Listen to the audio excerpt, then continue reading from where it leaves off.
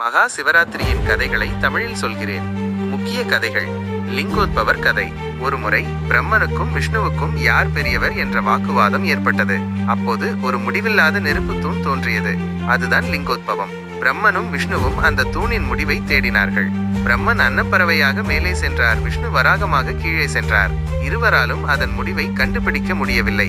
அப்போது அது சிவபெருமானின் வடிவம் என்று உணர்ந்தார்கள். இந்த நிகழ்வு மகா சிவராத்திரி அன்று நிகழ்ந்ததாக கூறப்படுகிறது.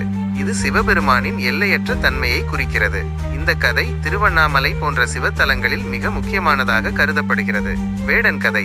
ஒரு வேடன் காட்டு விலங்குகளிடம் இருந்து தப்பிக்க ஒரு வில்வ மரத்தில் ஏறினான். அவனுக்கு தெரியாமல் அந்த மரத்தின் கீழே ஒரு சிவலிங்கம் இருந்தது. தூங்காமல் இருக்க அவன் மரத்தில் இருந்து இலைகளை பறித்து கீழே போட்டான். அந்த இலைகள் சிவலிங்கத்தின் மீது விழுந்தன.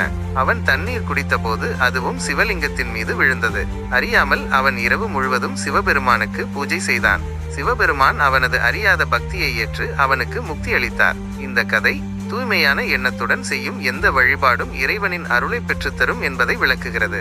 சிவன் பார்வதி திருமணம். சில மரபுகளில் மகா சிவராத்திரி சிவனுக்கும் பார்வதிக்கும் திருமணம் நடந்த இரவாக கொண்டாடப்படுகிறது. இது சிவனின் நிலையான உணர்வும் பார்வதியின் ஆற்றலும் ஒன்று சேர்வதை குறிக்கிறது. தமிழ் கலாச்சார பின்னணி. தமிழ்நாட்டில் இந்த கதைகள் மகா சிவராத்திரி அன்று கோவில்களில் உபன்யாசங்களாக சொல்லப்படுகின்றன. திருவண்ணாமலை அண்ணாமலையார் கோவில் மிகவும் முக்கியமானது. அங்கு லிங்கோத்பவ வடிவம் மலையோடு தொடர்புடையது. சிவராத்திரி அன்று அண்ணாமலை மலையை சுற்றி கிரிவலம் செய்வது இந்த நம்பிக்கையின் சான்றாகும். இந்த கதைகள் தமிழ் பக்தி பாடல்களில் அடிக்கடி சொல்லப்படுகின்றன. இந்த விளக்கங்கள் மகா சிவராத்திரியின் கதைகளை தமிழ் கலாச்சார பின்னணியில் புரிந்து கொள்ள உதவும் என்று நம்புகிறேன்.